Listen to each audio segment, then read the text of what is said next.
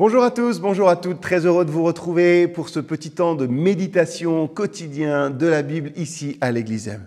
Alors hier, j'ai parlé d'espoir et j'ai parlé d'attendre. Et c'est toujours bien de parler d'espoir, mais peut-être que parmi vous qui nous écoutez, certains ont pris un petit sourire cynique en coin, et peut-être à raison. Un cynique, c'est quelqu'un qui a été blessé justement par l'espoir, qui a, comme Salomon l'a dit dans le verset que je vous ai proposé de méditer, un espoir différé. Qu'est-ce que c'est un espoir différé? C'est voir une promesse non tenue, ou alors voir un espoir, un rêve, se dissiper finalement. Un cynique, c'est quelqu'un qui regarde votre espoir et qui, avec un petit sourire en coin, vous savez, bien malicieux, se dit « tu verras bien ». Un cœur malade, c'est un cœur qui a été piétiné, qui a été meurtri, qui a été ignoré. C'est un cœur qui a scruté peut-être l'abîme de la perte, de la honte, et qui a été incapable de voir au-delà de cette déception ponctuelle.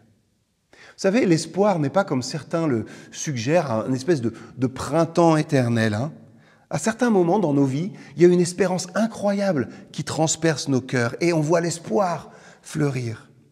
Et à d'autres moments, on voit des réalités angoissantes nous envahir finalement et notre espoir se dissiper, notre espoir languir. Et cette dichotomie, cette différence que nous vivons, c'est normal. Certains appellent ça tout simplement la vie, ça fait partie de notre condition humaine. C'est inconfortable, oui, mais dans chaque épisode orageux dans notre vie, nous nous retrouvons la plupart du temps, et la plupart d'entre nous, à rechercher la petite lueur d'espoir qui va poindre après l'orage et qui pourra percer aussi dans nos cœurs obscurcis. Vous savez, le drame, il n'est jamais dans les jours sombres que l'on vit où l'espoir est brièvement étouffé. La tragédie, c'est quand nous abandonnons nos cœurs à l'obscurité. Et ce faisant, quand on réduit dans nos vies l'espoir au silence. Pour certains d'entre nous, nous avons été déçus une fois de trop. Et la douleur d'espérer est devenue trop difficile. Et nos cœurs malades, finalement, ont cru à un mensonge, fatal le mensonge. Le risque d'espérer est plus coûteux que le refuge fragile qu'on trouve à ne jamais espérer du tout. Lorsqu'on prend ce mauvais virage, nous abandonnons la passion, le désir et tout ce que nous offre la vie. On devient des cyniques pour étouffer l'espoir avant même qu'il ne puisse prendre racine dans nos existences. Je n'espère rien, donc je ne suis jamais déçu.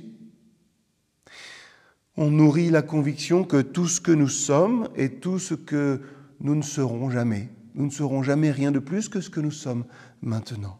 Et on s'installe dans une existence qui est sûre, mais superficielle, est tellement vide. Un peu comme disait Snoopy, vous savez, hier j'étais un chien, aujourd'hui je suis un chien, et demain je serai probablement encore un chien. C'est vraiment difficile d'obtenir de l'avancement. Salomon, lui, conclut son proverbe avec un défi aux cyniques. Mais le désir comblé est comme un arbre de vie. L'anecdote, l'antidote au cœur malade, aux espoirs déçus, c'est finalement de céder au désir, d'espérer et de lui faire de la place, de l'espérer, espérer en Dieu. Voilà mon simple message aujourd'hui. Oui, peut-être que c'est dangereux, c'est coûteux parce que nous entrons alors dans sa volonté et non pas dans la nôtre.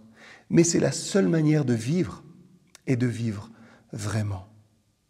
Seigneur, en cette année qui commence, je veux prendre le risque d'espérer. Oui, Seigneur, c'est vrai, je risque d'être déçu, mais rends-moi pleinement vivant en toi.